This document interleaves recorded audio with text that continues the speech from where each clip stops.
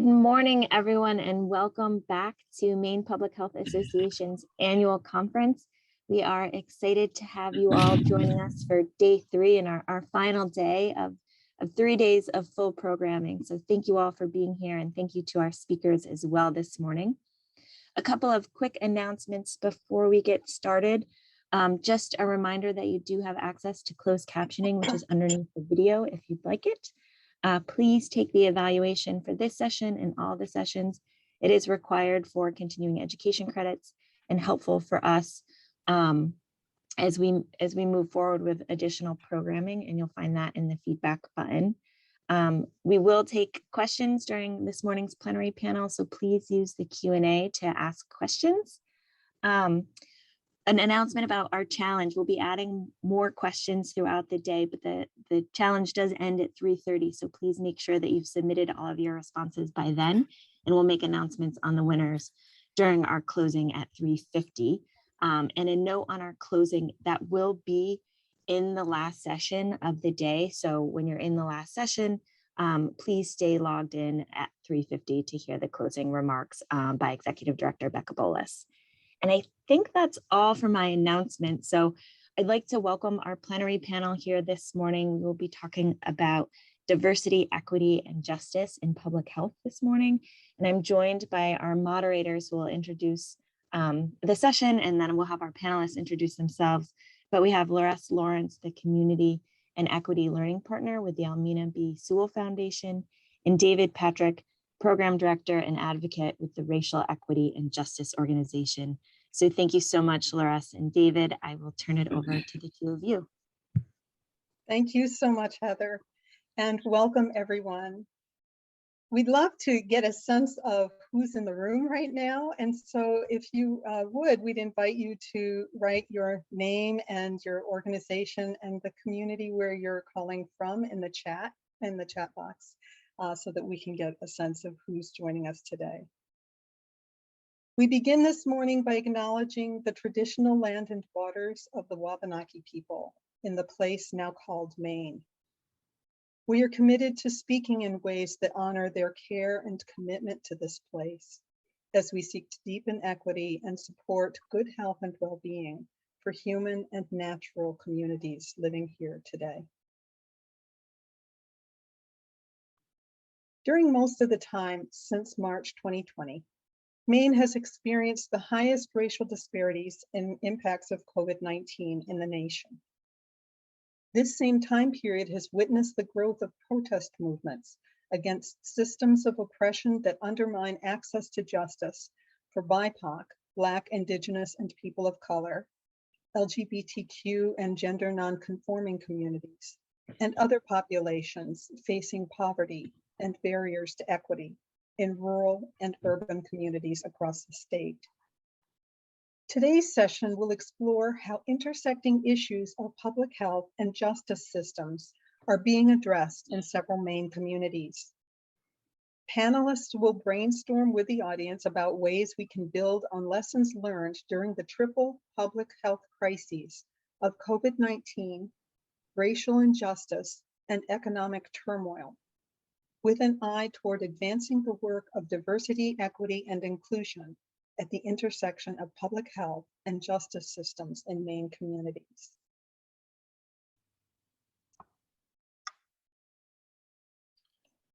David? Great. Thank you, Lauress. So yes, welcome everybody. So I'm going to provide a brief agenda just about the format and the processes that we're going to use today. And so this will be a panel format. We're going to do 3 rounds of questions. The first question is just going to be an evaluation overview of what the current state of DEI work is for our panelists. How does that intersect with public health, criminal justice system, and their communities? Next, we're going to move on to a more in-depth question about what is the desired state of that work and what outcomes are people pursuing in their spaces. And then finally, we're going to explore what is needed, right? What is needed from the panelists, what is needed from participants, what is needed from the community and the state as a whole for the organizations and participants, as well as, residents and Mainers, to get to the desired state. So the first two questions will be addressed to the panel. At the end of each round, we'll respond to clarifying questions, and we'll invite the audience to write in the chat box. If there's more exploratory questions, really like beyond the clarifying questions, then we'll invite you to share those using the QA function, which I'll explain in just a minute. And so then the third question is what will it take for the community to get to the current state, to the desired state. Will be discussion both for the panelists and the audience. So that will be a little bit more participation at that part. So we'll wrap up by touching base on questions posted in the QA and then pointing forward for the rest of the week's conference. So I'm going to try to explain how to use the tech functions for today. And so you should all have a chat feature. So if you click on the chat icon, clarifying questions and comments will be visible to the audience. Exploratory questions aren't really visible to the audience, but will help facilitate those, and panelists will try to respond to those in the final segment.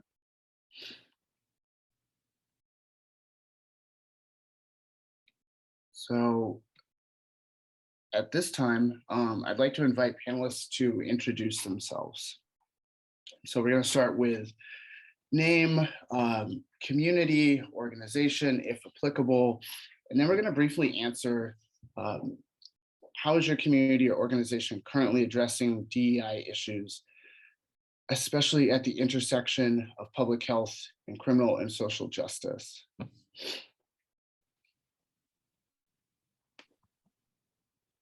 So should I start? Ayesha?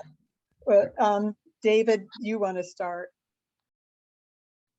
Oh yeah, I think I'll start and then I'll pass it off. Yeah, and Great. we'll start with the slides.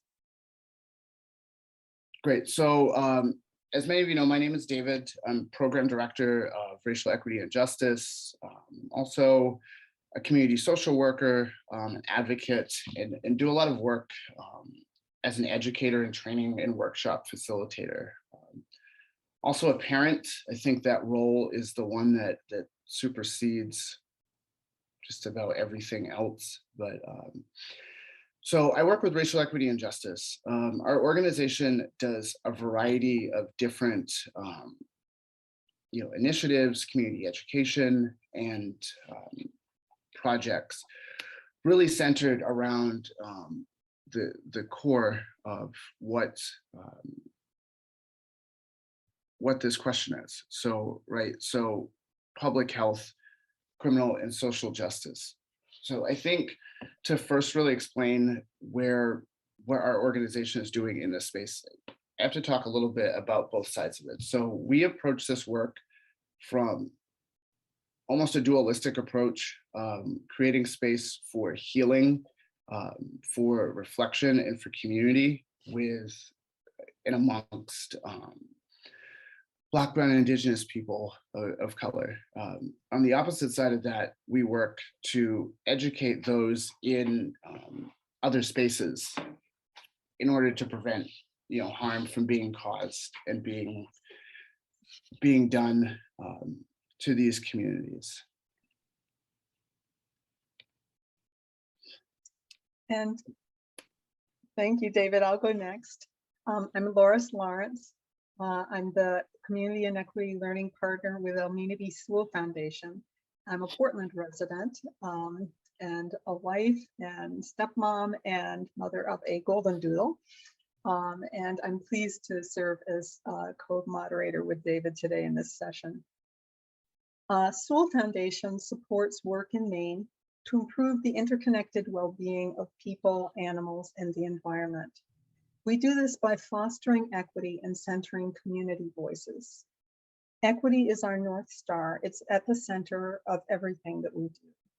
So last year when COVID hit and reports of gaping disparities and COVID impacts on BIPOC communities started surfacing, our staff expedited anticipated grant payments and our board approved additional COVID funding to address emergency needs ranging from food security to policy and advocacy efforts for immigrants and refugees, tribal governments, rural Mainers, and others greatly impacted by the pandemic.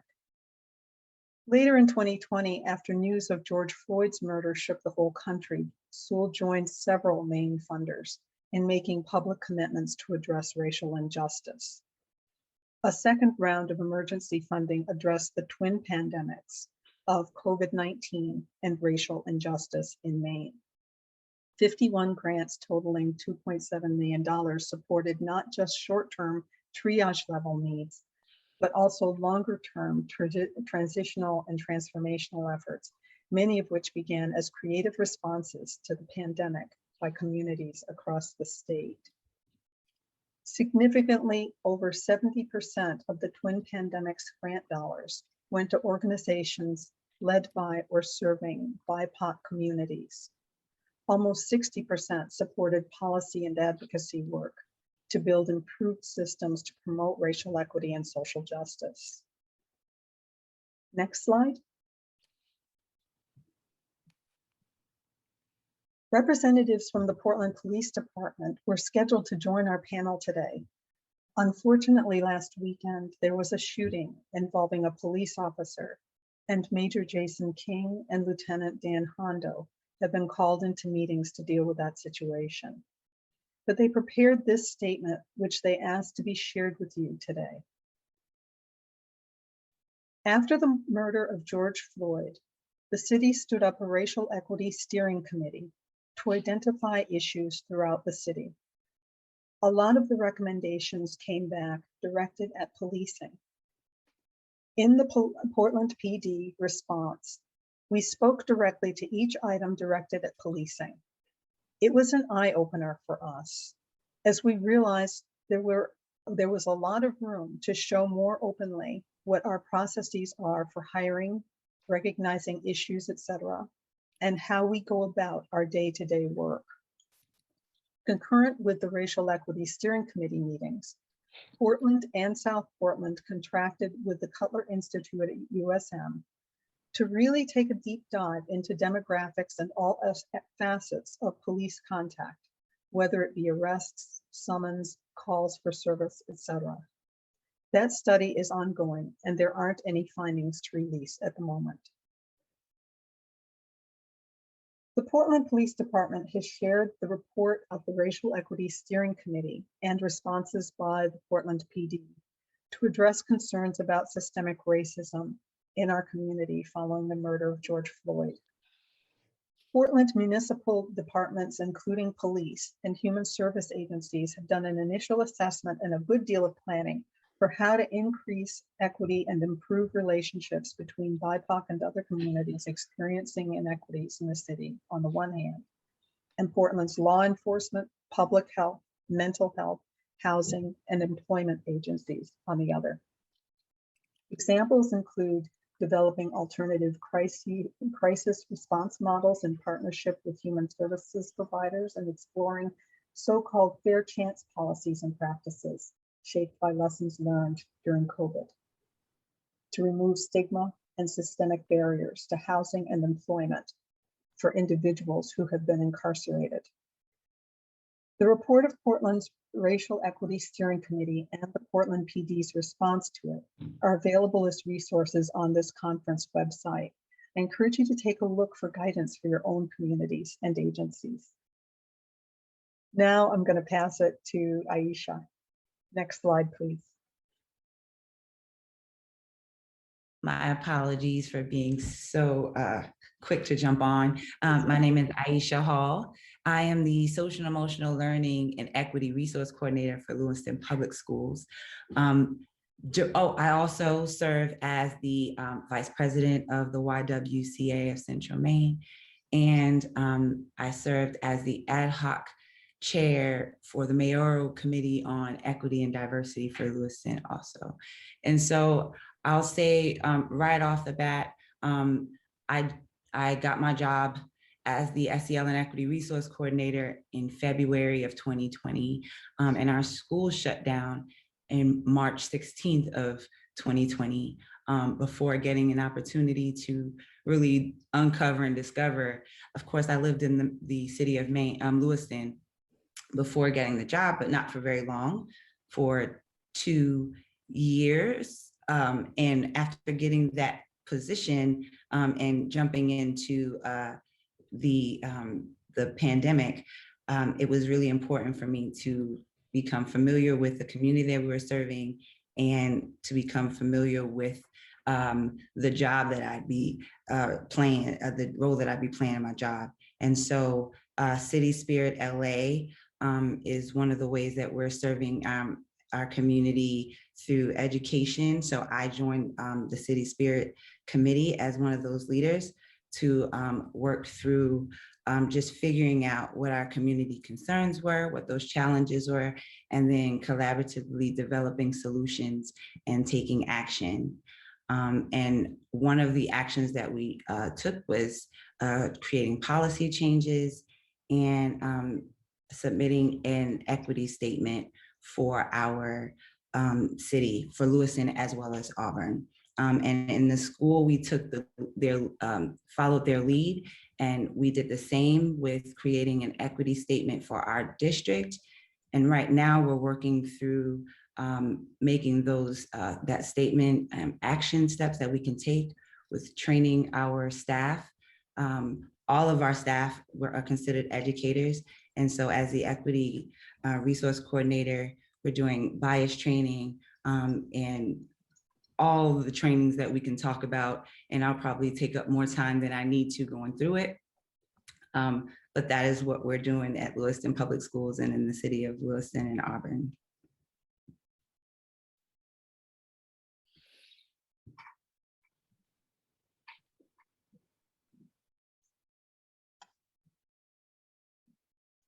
Next. Good morning, folks. My name is Jeffrey Trafton. I'm currently serving as the sheriff in Waldo County. I'm a 37-year law enforcement veteran. And I'll pass it to Elise. Good morning, everyone. My name's Elise Brown. I live in Liberty, which is in Waldo County on the Mid-Coast. I come with 30 years experience in both volunteer and professional emergency medical services, firefighting, and emergency management. But today I come as a community member engaged in a project with Waldo County Sheriff's Office command staff to work on DEI in Waldo County through the lens of how can we create a community where BIPOC community members feel safe and feel safe to access public safety services should the need arise. As a group of white people, we realized we had a lot of work to do to learn about racism within ourselves, within our community, and within our institutions, especially in regards to law enforcement. We began meeting monthly in the spring of 2020 after the murder of George Floyd and in the incipient stages of COVID. We meet in a circle practice with the goal of getting to know each other and establish allyship with the understanding that law enforcement agencies need community support to build successful DEI efforts. We engaged trainer Dustin Ward from Falmouth to lead us in a 6-session class to delve into the history of racism in our country and our institutions. Next, Dustin will lead the entire Waldo County Sheriff's Office staff, both their corrections division and their patrol staff, in a training series this winter. We also received a grant from the Maine Community Foundation to fund this training and help our group launch efforts to prove ourselves trustworthy partners in the BIPOC community to work toward Waldo County that feels safe for everyone. Thank you.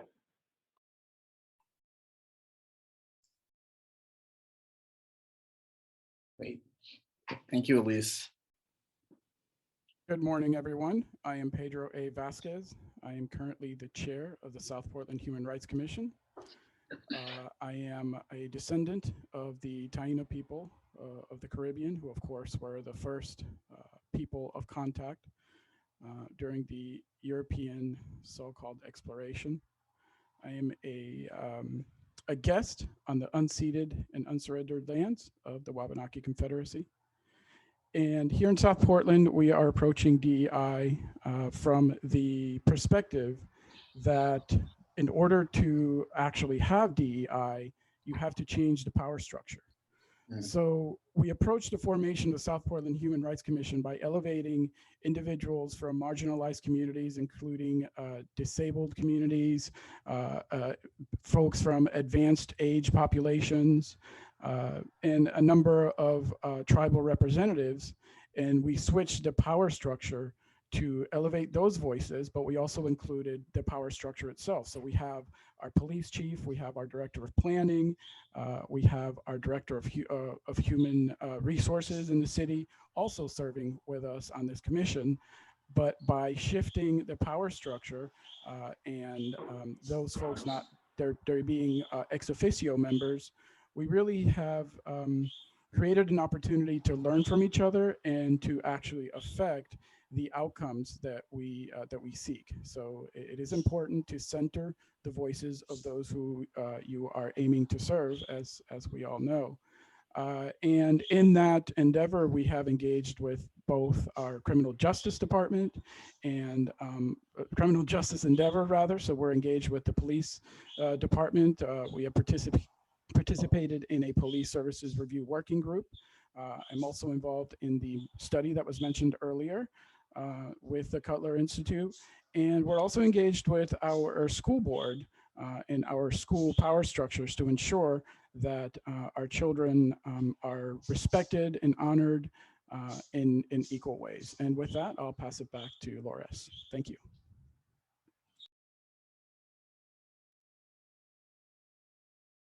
Thank you, Pedro.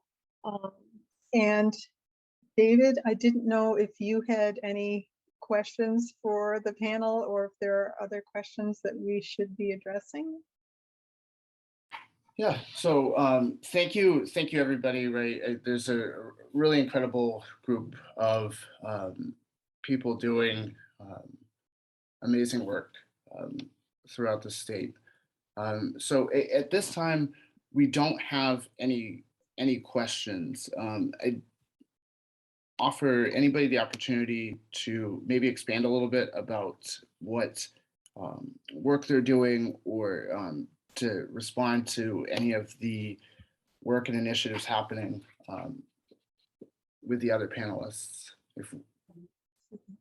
Maybe if we just get into the next question, some others will pop up, David. And so the next question really is tied to our conference theme. And the question is, what would it look like for your community to rebuild and move forward together? We're inviting you to imagine what it would be like if diversity, equity, and inclusion were fully present in the justice system and the public health system in our communities. We'll start by hearing from Waldo County this time, and then shift to South Portland and Lewiston. And again, a reminder to anyone in the audience that if you have questions, to post them in the Q&A so that we can have our panelists respond. So we'll start with Jeff. Thank you, Lauress. In Waldo County, so much of our work is dealing with folks in crisis, and that happens on a daily basis. And what I mean by crisis, folks that suffering from mental health, folks involved in substance abuse disorder, domestic violence situations, violence against children, women, family members. And what we've learned, what I've learned in my career, and what I think law enforcement, at least rural law enforcement, is changing and coming to understand, we can't, just like the drug problem, we can't arrest ourselves or our way out of this. We have to come together. And when Elise and we started meeting last year, one of the things that really bothered me greatly was when I learned that there is a whole segment of our population in Waldo County that is scared of or afraid of the police. And we can't we can't do our job meaningfully and correctly if there are people that are terrified of the police and don't contact us. And that just, it breaks my heart, to be honest with you. So when Elise and approached me and we put this group together, I saw that as a way for us to really address that fear of law enforcement. And we're very happy to do that. Some of the things that we're doing in Waldo County that we actually have been doing for several years, we saw what a success that the Portland Police Department had with their community liaison projects down there. So in Waldo County, about a year and a half ago, we started a community liaison program. I think we're the only sheriff's office in the state of Maine that has this program currently, but I think there's others that are gearing up.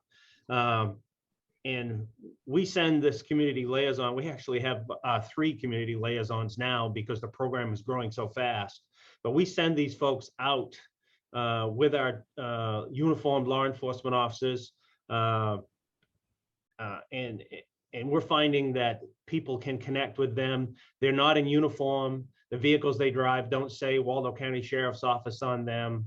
And they are specialists. We have one of our liaisons, it's the substance abuse disorder specialist. One is a social worker.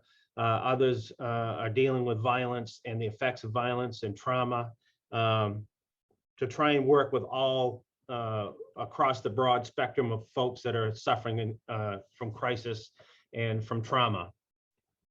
And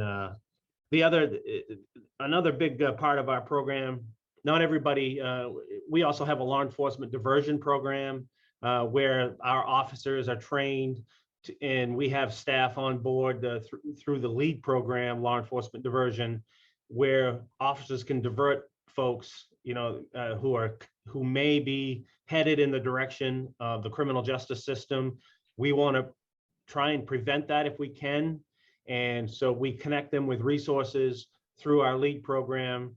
You know, and it's not just, we're not working with just juveniles. This is also for adults. And so we're trying to address the causes of why folks are moving into crisis, moving towards the criminal justice system, and trying to head that off at the pass, as they used to say in the old Westerns.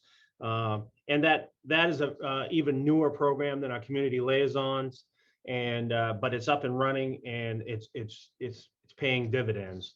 And then the other, for those folks who are already in the criminal justice system, about 11 years ago, Waldo County, we shut our jail down. We no longer have a traditional jail in Waldo County. We have what's called the Waldo County Reentry Center. And we bring folks into the reentry center who are finishing significant sentences of incarceration.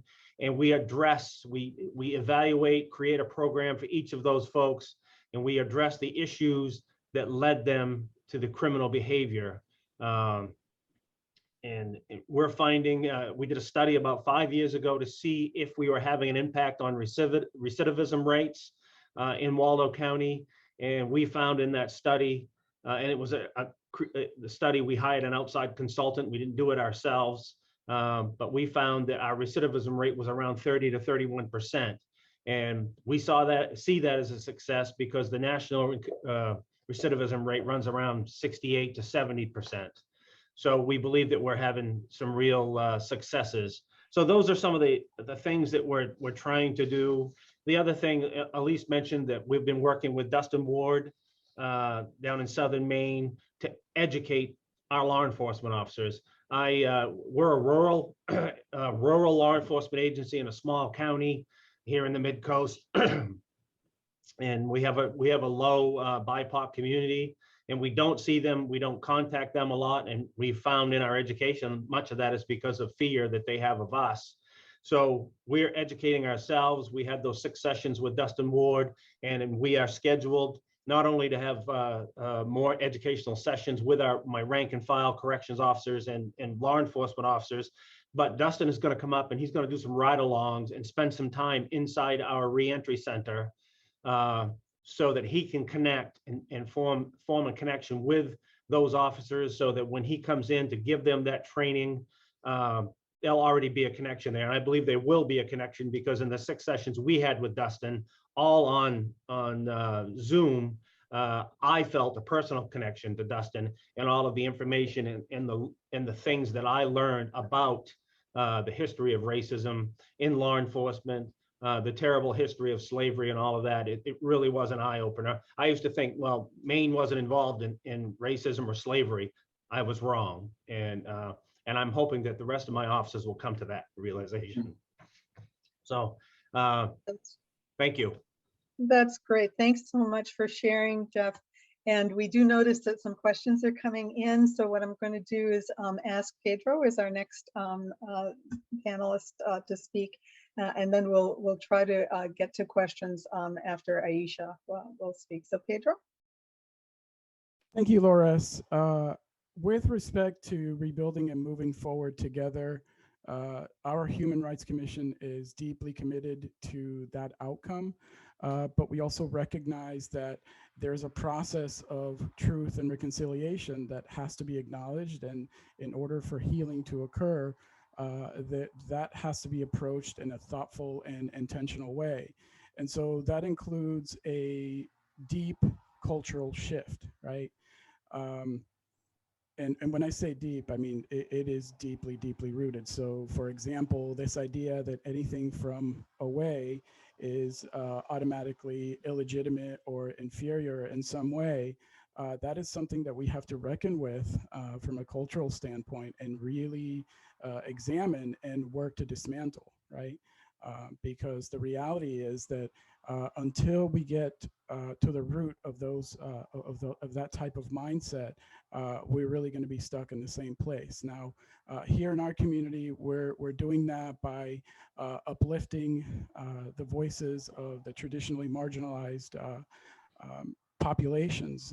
We do things like, for example, we have held waterfront walking tours sponsored by the Atlantic Black Box Project, where we bring members of the community to historically significant landmarks right here in our city that have been here, since time immemorial and have largely gone ignored and dismissed. And so we highlight the contributions of all communities in our city here. And so by that I mean we talk about the fact that that slaving ships were built right in Portland Harbor, right? That's something that not a lot of folks are aware of.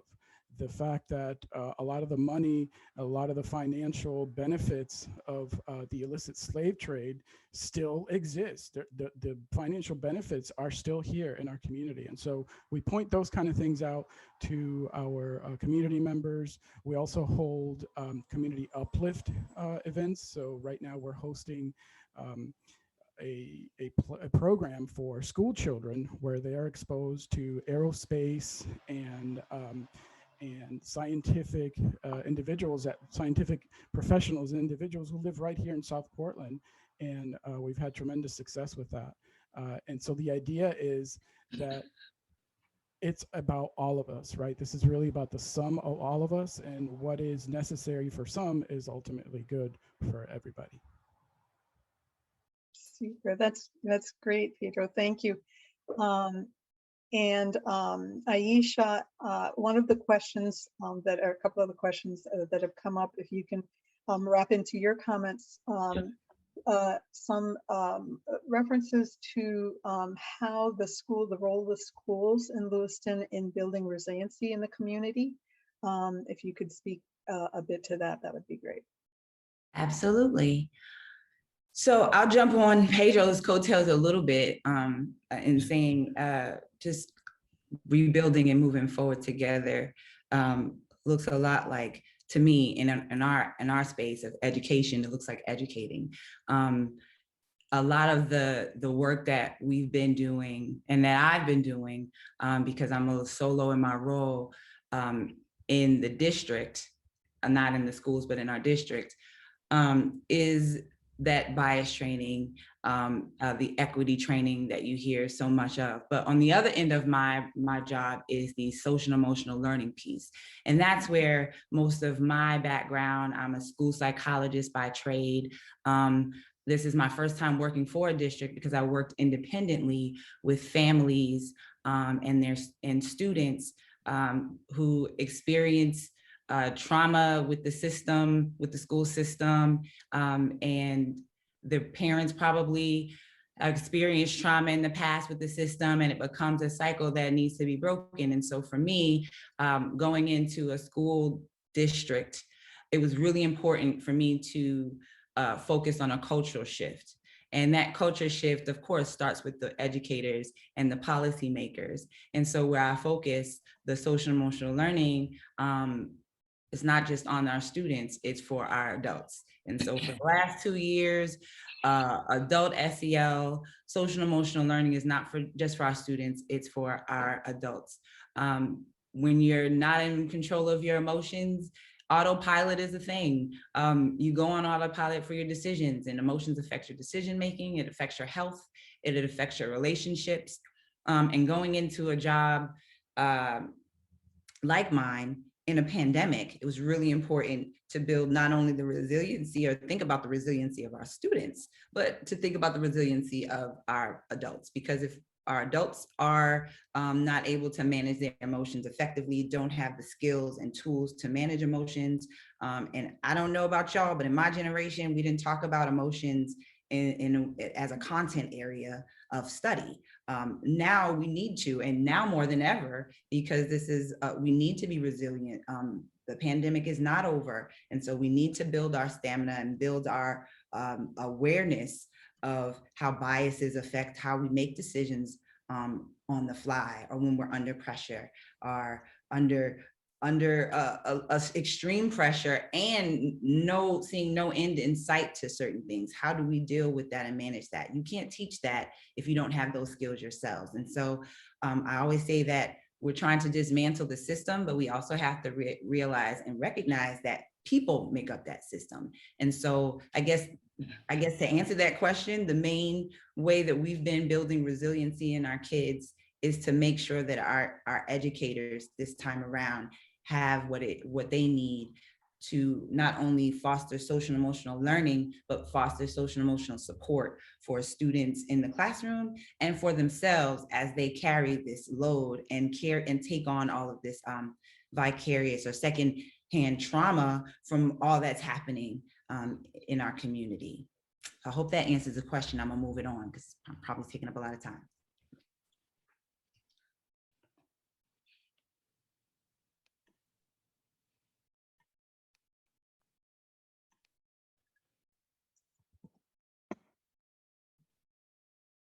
Thanks so much, Ayesha. And David, I'll pass it to you for the last question. And we do see some questions coming in from the audience. So for this last round, we'll try to share out some of those questions and ask our panelists sort of on the fly to weave in responses to audience questions with the responses that they have prepared for the last question. So David? Yes, thank you, Ayesha, for that response. So for our final question, as we said earlier, we'd like to open up the discussion for audience participation. And so the question that we're asking is, what will it take to move our communities from their current state to their desired state? And so while panelists are responding, if there's anyone in the audience who would like to share a response to this question, please feel free to write it in the chat box. And also, if you have other questions, you can post them using the QA function. We'll try to address at least a couple questions like Lauress said, and weave those in and out of the discussion. So again, the question is, what is needed in order to move to the desired state? Both to deepen equity in public health and in justice systems in Maine communities. And so we'll start with Pedro. Thank you, David. Very interesting question, and one that is quite complex, right? So from our perspective, some of the things that we believe are necessary in order to get to this desired state are, for example, the elevation of folks who come from marginalized backgrounds, right? You can't really serve a community until you involve them. And by that, I mean, if you are seeking to serve unhoused populations, for example, you have to sit down with the unhoused populations and really listen actively, listen to what their needs are, and not really provide what you think they need, but actually what they're telling you they need. So here in South Portland, we've conducted a number of community listening sessions. Some other things that we are doing in terms of getting to this desired state include inviting members to our community members to our meetings and speak directly to our chief of police and speak directly to our superintendent of schools and speak directly to the human resources director, right? Because DEI is important, but unless you have the A, which is access, you're just going to be on the hamster wheel, right? And some of the outcomes that we've seen from that have been very powerful. We have had young people from our high school who have formed a Black student union come to our Human Rights Commission meetings and speak directly to the superintendent of schools and really make their needs and their wants understood without having to go through the so-called chain of command. You got to go right to the top. And by shifting that power structure, we have had the privilege to affect positive outcomes in our community. Now, I'm not providing an illusion here that it's perfect and rosy. It is messy, and we have to contend with that. We have to understand that it makes people uncomfortable. And so if you're uncomfortable, then you're in the right place, right? If it's all hunky-dory and rosy, then you're not really doing the work. And so what's required is intent, authenticity, and also approaching it from a deep sense of love, humility, and respect. Great. Thank you so much, Pedro. I know that was something that I definitely struggled with, was the idealism, that balance between wanting an outcome and trying to be realistic as well. So thank you. Next, we have Ayesha, if you'd like to answer the same question. Sure. So I'll say what we'll need is open hearts, a spirit of continuous learning, being comfortable with discomfort. A lot of the learning that we're doing and unlearning that we're doing has been difficult, but it's necessary in order for us to move forward, especially for our next generation. We got a lot of unlearning to do. And patience, and more presently right now is systems checks. A lot of the things that we've done for the spurt of the preparing for and building resilience for the pandemic, right now, we could be looking at them to see if they're still working for us, if they're sustainable, putting things in, slowing down to speed up, I guess, is that cliche way of saying that. And another thing, I think there was a question in the audience, so that's my answer to that question of what we need. And the audience asked about the equity statements for our Lewiston Auburn area. So we did have two processes. One is pretty extensive. Our Lewiston Auburn is pretty extensive, but it was created through a plethora of organizations. I came on at not the tail end, but at the part where they were training, and the two people that were representing for City Spirit in our district, I couldn't get a handle on what was going on. And so I jumped right in and jumped in on the equity statement. And so we worked in for about, it felt like a good year to get to the point of agreement. And we made sure that our community members had an opportunity to work with it, read through it, access it. And from that equity statement, which is public for Lewiston Auburn, Auburn has a spinoff of our original statement. And our school district had created infrastructure to do the same work. And it's a lovely statement, but what I want to say about that statement is with each piece of the statement, and if you'd like, Elise, and if you have time, excuse me, if we have time and if you all would like, I'd read it out. I just don't want to take up too much of the question time. But with each piece of that statement, we created action steps for it. So for example, we talked about focusing on systems change by rethinking policies, procedures, and structures, and building equity infrastructures for permanent spaces for schools and for Lewiston Public Schools to address equity issues. So, and with that piece, and that's an example of a piece of the statement, we talk about and discuss and work through what it would look like. And so that looks like access to diverse professional learning communities, which I talked about earlier with our training, collecting and reviewing data with an equity lens. We also created systems of proportionate hiring and retention for our educators. We're looking right now to decolonize our curriculum, following suit with Portland, who's a little bit ahead of us and has given us a lot of ways and tools to do some audits on our curriculum. So I just wanted to acknowledge that audience question.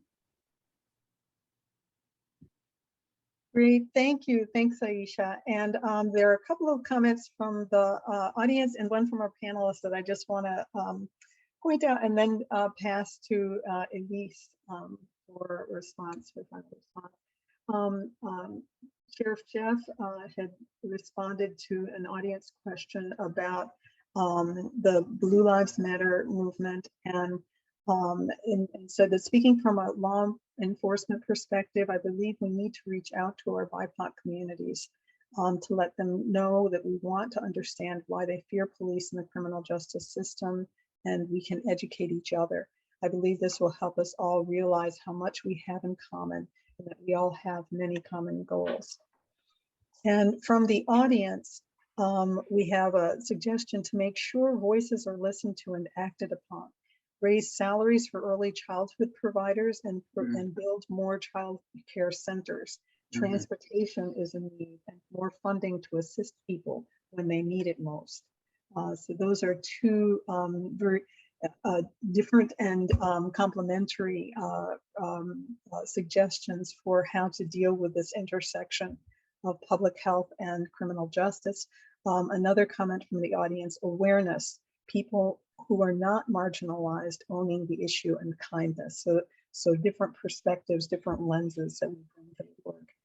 And as we come towards the end of our time, we want to make sure that we hear, especially several of the comments have come in from rural communities. And so Elise, I'm going to pass it to you. And Jeff, if you have other thoughts to respond to this third question.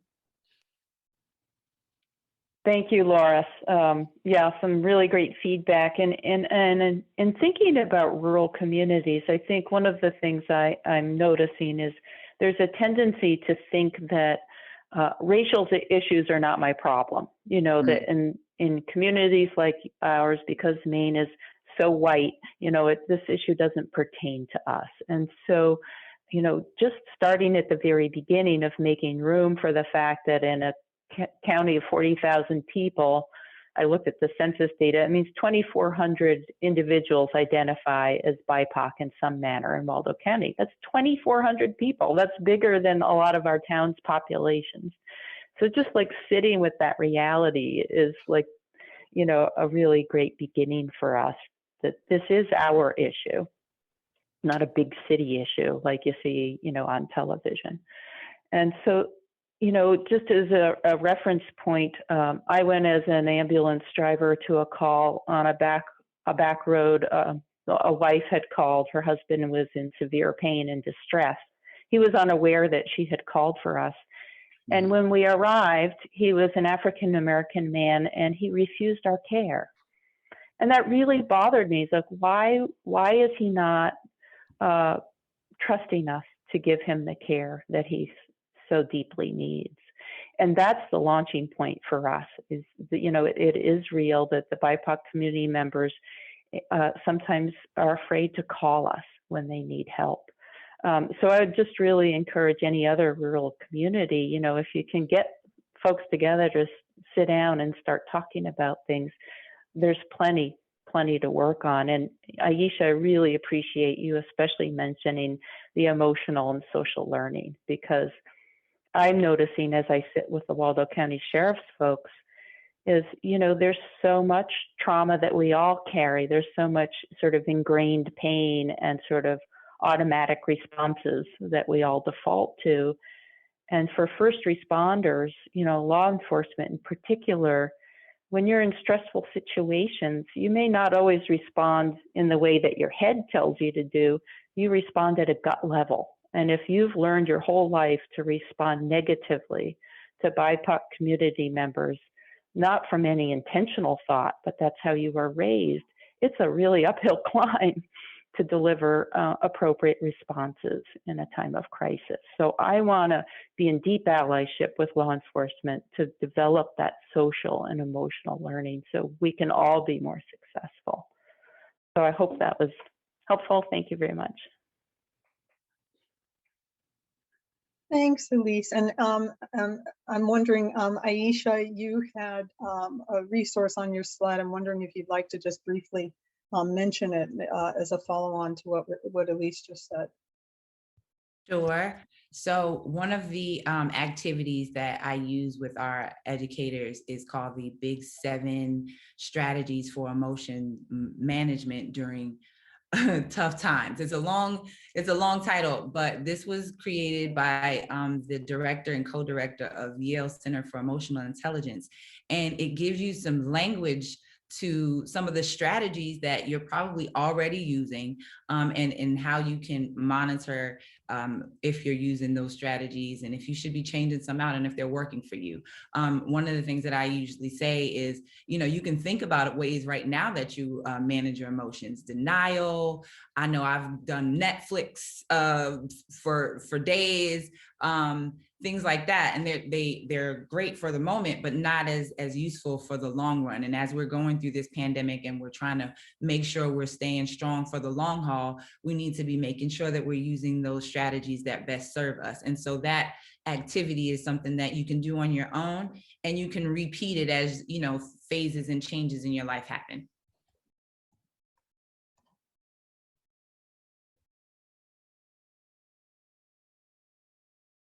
Thanks so much. David? Great. So it looks like we have a question. Are there DEI models that the group recommends, and should DEI model trainings be mandatory? Yeah, right. So I think the most basic answer is yes, right? DEI training should be mandatory, right? Sexual harassment training is mandatory. Safety training is mandatory. Hazardous materials training is mandatory. All of these things are mandatory. And so by not including that, you're dismissing the existence and the identities and experiences of large portions of your staff and your participants. And just to go a little bit off of another piece in the QA of DEI work being geopolitical and being really highly politicized.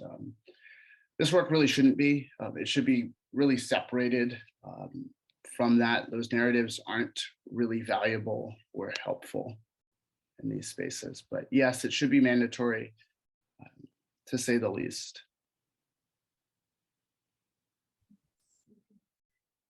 Thank you so much. And there's one other question on the Q&A that I want to address because it's addressed to me.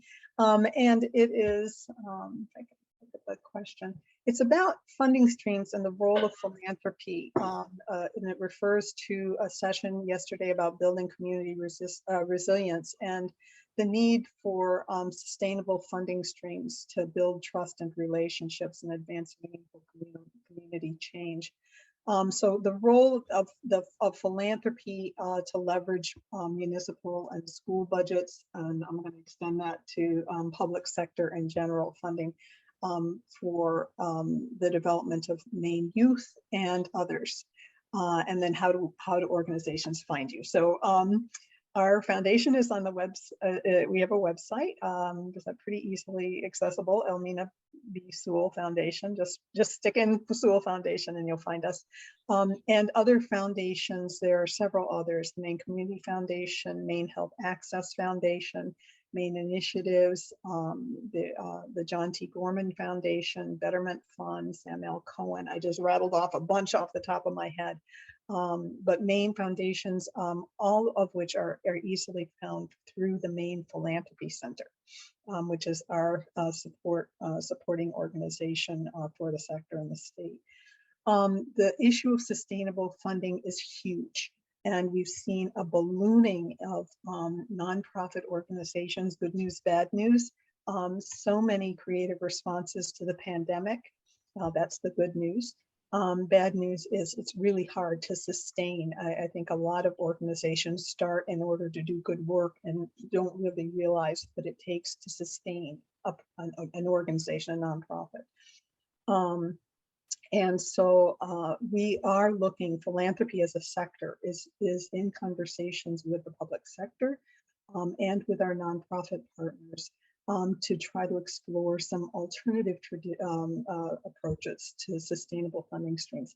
Philanthropy dollars are really small compared to what's available through state, federal, and municipal grants. And so our role usually is to try to leverage those larger resources. And I think it's important for nonprofits to understand that there's that we all need to play a role in that. Pedro, if you would like, we've got 2 minutes, we've got 1 minute left. So if you would like to say a word. And then, yeah. Thank you. If I could just expand on that, there is a question about other human rights commissions in the state, their existence, and if I have any advice for startups. I can tell you that there are a handful of human rights commissions throughout the United States. They're very few. And in the state of Maine, we are the only one that's operating in this capacity. And so to expand on what you've just said, advice for other municipalities looking to start one, make sure you get your funding right away. Secure your funding from a municipal budget. Ensure that you have the ability to weigh in on your municipal budget to protect your budget. And in addition to that, in the ordinance that establishes your commission, you must ensure the long-term viability of your commission. And that is to say, the political climate changes, right? 5 years from now, DEI may no longer be fashionable. However, if you write it into your city ordinance, it's not something that can be reversed very easily. So those are two really key points of advice that I have with respect to establishing human rights commissions in your municipality. Thank you for the opportunity. And our time is up, so I'd just like to thank all of you, the panelists, MPHA, and the audience for joining us. The conference website gives all our contact information, and we invite follow-up conversations with you. Thanks so much, and enjoy the rest of your day. And thank you, everyone. And thank you to our panelists and our moderators. I'll pop in for just a quick 30 seconds to remind you to please take the evaluation using the feedback button on the top of your session. And we will take a quick 10-minute break and be back at 9:40 with the session on bringing COVID testing home, how community organizations are driving community testing. So thank you, everyone, and we will see you back here in 10 minutes.